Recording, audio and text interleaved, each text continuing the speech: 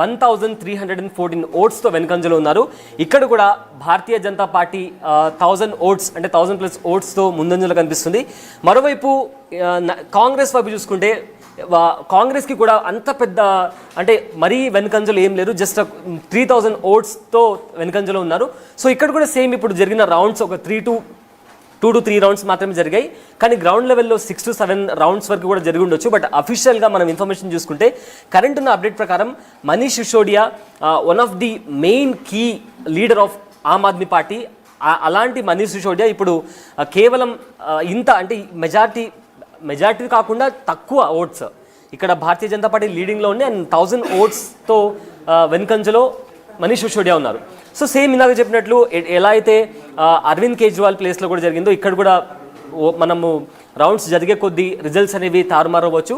కానీ మొత్తం మీద చూసుకుంటే 2020లో ఆమ్ ఆద్మీ పార్టీ కంప్లీట్ 60కి పైగా స్థానాలు న్యూఢిల్లీలో కైవసం చేసుకుని అధికారాన్ని దక్కించుకుంది. కానీ ఇప్పుడు చూసుకుంటే ఇందాక మీకు మ్యాప్ ఇంకోసారి చూపించే ప్రయత్నం చేస్తాను. ఈ న్యూఢిల్లీ మీరు మ్యాప్ చూసుకుంటే కంప్లీట్గా కాషాయమైపోయింది. అంటే బీజేపీ వన్ సైడ్గా గెలుస్తూ వస్తుంది. ఈవెన్ మైనార్టీ ఓట్స్ ఉన్న ప్లేసెస్లో ముస్లిం ఓట్ బ్యాంక్ ఎక్కువ ఉన్న ప్లేసెస్లో కాంగ్రెస్ గెలవాల్సిన ప్లేసెస్ లేదా ఆమ్ ఆద్మీ పార్టీ గెలవాల్సిన ప్లేసెస్లో కూడా బీజేపీ గెలుస్తుంది. అంటే కంప్లీట్గా ఇది ఒక ఈ ఎలక్షన్ ఢిల్లీ ఎలక్షన్కి ఇది ఒక గేమ్ చేంజర్ లాగా చెప్పొచ్చు. అండ్ ఆల్మోస్ట్ చాలా 25 years ప్లస్ 25 సంవత్సరాల తర్వాత బీజేపీ మళ్ళీ అధికారంలోకి రాబోతుంది అని చెప్పి ఈ ఎలక్షన్స్ రిజల్ట్స్ చూస్తే మనకు చాలా క్లియర్గా అర్థమవుతుంది. అయితే ఒకసారి 2020కి ముందు ఢిల్లీలో ఎలాంటి ఫిగర్ ఆమ్ ఆద్మీ పార్టీకి ఉండేది అండ్ ఇప్పుడు బీజేపీ ఏ విధంగా రూల్ చేస్తూ వస్తుంది అంటే ఎలక్షన్స్లో ఎలా గెలుస్తూ వస్తుంది అని కూడా ఒక జియోగ్రఫికల్గా మీకు చూపించే ప్రయత్నం చేస్తాను. సో ఈ మ్యాప్ మీరు క్లియర్గా చూసుకుంటే ఇది న్యూఢిల్లీ మ్యాప్. ఇక్కడ కంప్లీట్గా ఆరెంజ్ కనిపిస్తున్న ప్లేసెస్ అన్నీ బీజేపీ లీడింగ్లో కనిపిస్తున్న ప్లేసెస్ అండ్ గ్రీన్లో కనిపిస్తున్న ప్లేసెస్ అన్నీ ఆమ్ ఆద్మీ గెలుచుకున్న ప్లేసెస్ అండ్ గెలిచిందంటే లీడింగ్లో ఉన్న ప్లేసెస్. సో కాంగ్రెస్కి ఇక్కడ ఒక్క సీటు కూడా ముందంజలేదు. కంప్లీట్ ఆప్ అండ్ బీజేపీకి మధ్య జరుగుతున్న పోటీ మాత్రమే. ఇది 2025లో అంటే కరెంట్ ఇవాళ జరుగుతున్న ఎలక్షన్స్కి సంబంధించిన ఉన్న మ్యాప్. ఒకసారి దీన్ని స్లైడ్ చేసి చూద్దాం. 2020 అంటే 2020లో సో ఈ రిజల్ట్స్ ఒకసారి చూస్తే ఆమ్ ఆద్మీ పార్టీ 60కి పైగా స్థానాలు అంటే 70 కాన్స్టిట్యున్సీస్ ఉంటే దాంట్లో 60కి పైగా స్థానాలు 62 స్థానాలు ఆమ్ ఆద్మీ పార్టీ గెలిచింది. ఇది 2020లో వచ్చిన ఫలితాలు. అంటే కంప్లీట్గా ఇప్పుడు మీరు ఈ స్లైడ్ నేను చేసి చూస్తాను, మీకు చాలా క్లియర్గా అర్థమవుతుంది. స్క్రీన్ మీద మీరు బిగ్ టీవీ స్క్రీన్ మీద ఎక్స్క్లూజివ్గా చూసుకుంటే ఒకసారి నేను స్లైడ్ చేస్తాను, ఒకసారి చూడండి. కంప్లీట్ గ్రీన్ నుంచి మొత్తం ఆరెంజ్ బీజేపీ ఏ రకంగా వాళ్ళు పోటీ చేసిన కాన్స్టిట్యున్సీస్లో లీడింగ్ కనబరుస్తుంది. సో ఇది ప్రజెంట్ 2025లో ఢిల్లీ అసెంబ్లీ ఎలక్షన్స్లో బీజేపీ కనబరుస్తున్న పోటీ. అంటే ఆమ్ ఆద్మీ పార్టీకి చాలా టఫ్ ఫైట్ లీడింగ్లో కనిపిస్తుంది. అఫీషియల్ మనం కరెంట్ ఉన్న అప్డేట్ విషయానికి వస్తే బీజేపీ 40 ప్లేసెస్లో లీడింగ్లో కనిపిస్తుంది అండ్ ఆమ్ ఆద్మీ పార్టీ 30 ప్లేసెస్లో లీడింగ్లో కనిపిస్తుంది.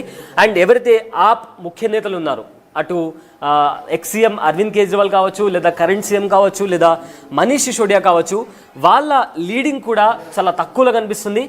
కరెంట్ సీఎం అయితే వెనుగంజలో ఉన్నారు. ఇక్కడ మీరు ఇందాక చెప్పినట్లు సేమ్ 1000 ఓట్స్ ఎలా అయితే వెనుగంజలో ఉందని చెప్పాను, ఇప్పుడు కూడా సేమ్ అదే పరిస్థితి కనిపిస్తుంది. ఇది ఎలక్షన్ కమిషన్కి సంబంధించిన official update. And Arvind Kejriwal పరిస్థితి కూడా సేమ్ అలానే ఉంది. ఆయన ముందంజలో ఉన్నప్పటికీ ఆ మార్జిన్ మీరు చూసుకుంటే 386 ఓట్లు. దీన్ని క్రాస్ చేయడం బీజేపీ పార్టీకి నిలబడిన పరవేష్కి అంత పెద్ద విషయం కాదు. ఎందుకంటే కేవలం రౌండ్స్ కూడా చాలా తక్కువ రౌండ్స్ అయ్యాయి అండ్ ఇంకా 15 వరకు రౌండ్స్ జరిగే అవకాశం ఉంది. అండ్ దాంతో ఈ నంబర్ని బీట్ చేయడం అనేది ఇట్స్ అంత ఇంపాసిబుల్ విషయం కాదు అని చెప్పుకోవచ్చు.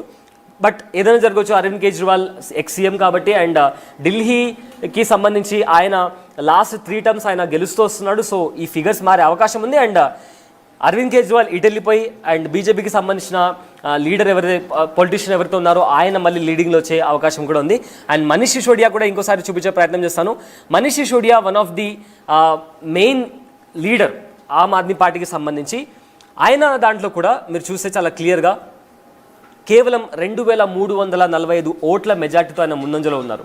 సో ఇది చాలా తక్కువ లీడ్.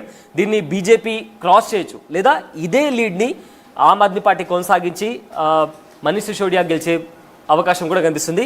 ఒక మనీష్ సిసోడియానే కాదు, ఇంకా ఇతర ఆమ్ ఆద్మీ పార్టీ నేతలను మీరు చూస్తే సత్యేందర్ జైన్ ఆయన కూడా one of the key leader, ఒక కీ పాలిటిషియన్ ఆయన ఆమ్ ఆద్మీ పార్టీలో. ఆయన ఆల్మోస్ట్ 8,700 ఓట్స్తో వెనుకంజలో ఉన్నారు.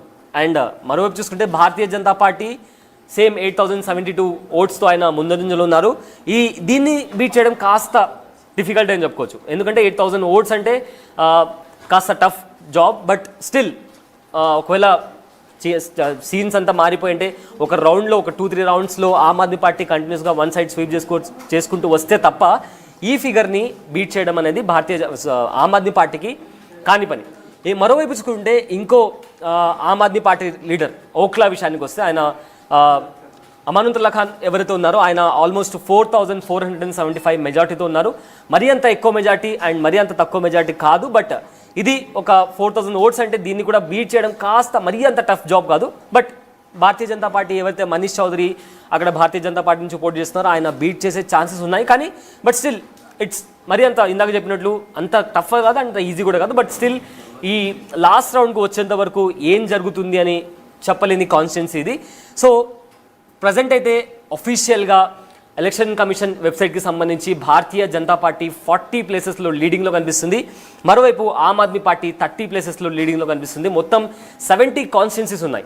సో ఇప్పుడు 2020లో ఇందాక మీకు చెప్పినట్లు కంప్లీట్గా 62 స్థానాలు ఆమ్ ఆద్మీ పార్టీ గెలుచుకుంది. ఇక్కడ చూసుకుంటే ఇప్పుడు కంప్లీట్గా ఇప్పుడు రిజల్ట్స్ చూసుకుంటే కాంట్రాస్ట్ ఎగ్జిట్ పోల్స్లో ఎలాంటి ఫలితాలు ఎగ్జిట్ పోల్స్ ఇచ్చాయో ఎగ్జాక్ట్ పోల్స్లో కూడా సేమ్ అదే ఫలితాలు కనిపిస్తున్నాయి. అంటే బీజేపీకి అనుకూలంగా ఫలితాలు కనిపిస్తున్నాయి. సో చూడాలి, ఆల్మోస్ట్ ఇంకో 2-3 అవర్స్లో బీజేపీ ఆల్మోస్ట్ ఇంకో 2-3 అవర్స్లో ఢిల్లీని ఎవరు రూల్ చేయబోతున్నారు అనేది ఒక బేసిక్ అంచనా వచ్చే అవకాశం కూడా కనిపిస్తుంది. అయితే ఆమ్ ఆద్మీ పార్టీ ఢిల్లీని కంటిన్యూస్గా 3 టర్మ్స్ నుంచి రూల్ చేస్తూ వస్తుంది. అంతకుముందు కాంగ్రెస్ రూల్ చేసి వచ్చింది, దానికంటే ముందు బీజేపీ రూలింగ్ వచ్చింది. ఆల్మోస్ట్ 25 ఇయర్స్ తర్వాత బీజేపీ అధికారంలోకి వచ్చే ఛాన్సెస్ చాలా క్లియర్గా కనిపిస్తున్నాయి.